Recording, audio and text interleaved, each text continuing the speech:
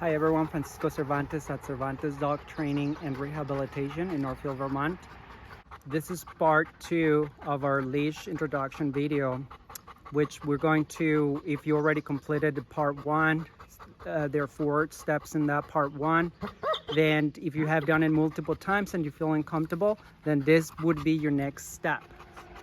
All right, we have 2 dogs here. So they're Ruby, it's been here for a board and train for 6 weeks. She's been doing really well. So then she has done a lot of this part 1, the 4 steps on part 1.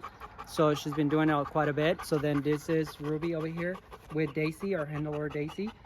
And we have Barley here that is going to participate with me. In part 2, we're going to allow them to smell in a very particular way, and we're about to show you how we do that.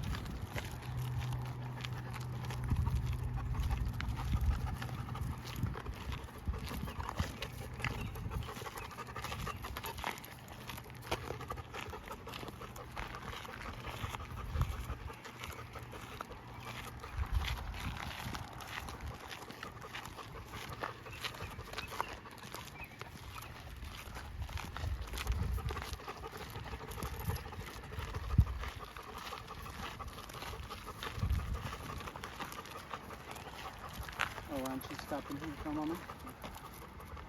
Sit.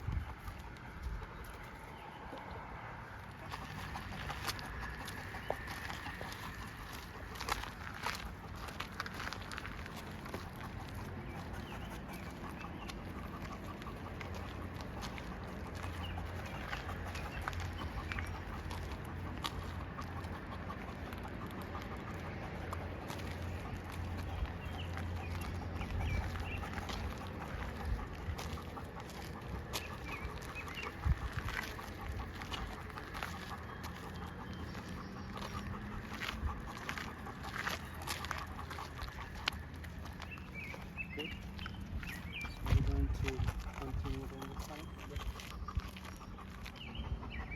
All right, so what we did right here, as you notice the pattern, so one of our dogs is allowed to smell, the other one's rare. One of the things that the handler has to be aware of it is that you don't want your dog to be in the front shoulder part, or have this part of the body from the dog, the other dog. You want to prevent your dog, if you're behind with your dog, you want the smelling to happen here or right where it should be in the rear, but you don't want them to come on this side. So if you do, the handler has to be aware of that, and it has to either stop the movement so the other one can continue moving forward, or you can do the out, so you move out.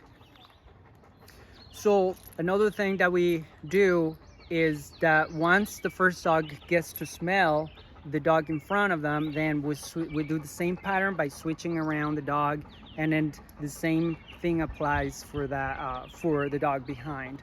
And remember, the dog behind, they would be smelling the rear and then halfway of the body, and then the handler should be aware of like preventing their dog from coming forward this way. We want to avoid any face-to-face right now.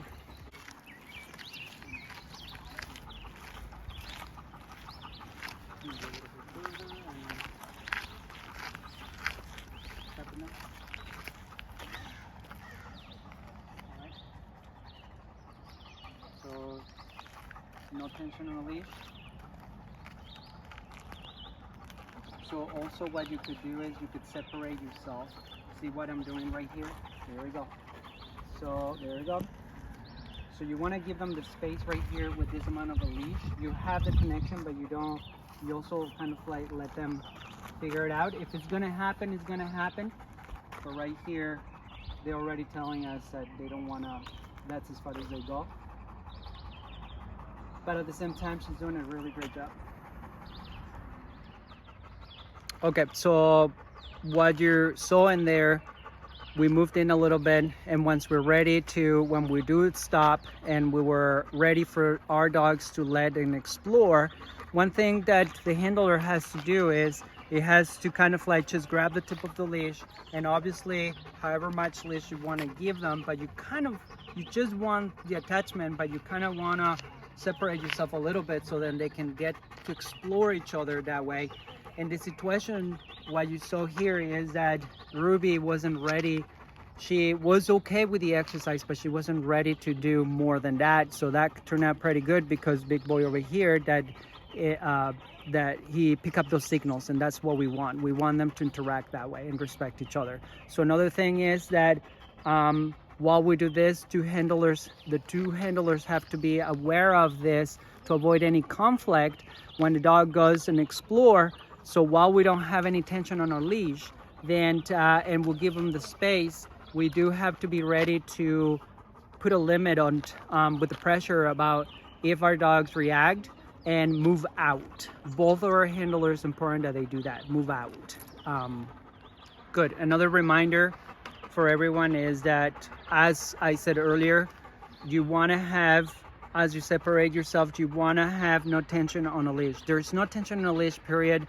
But also more than that, you don't want any tension in your arms. You want to feel really, really in control. If you're tense, if you have any feelings whatsoever, and if your dog is also like putting pressure that way, then you might as well not do it. You do have to be really, really neutral. And in order for this to work, if your dog is already pushing it and then you're not neutral, or if your dog is doing a good job and then you're not staying neutral, there's a lot of tension either in your arm or on your leash, then you could have potential of conflict. You want to avoid all of that. And I just want to make sure that you're not rushing it. You could continue these patterns, and it would be a great exercise if they, as our dogs right here in this exercise, if they end up that way. They just were comfortable with each other, and then they respected each other's boundaries.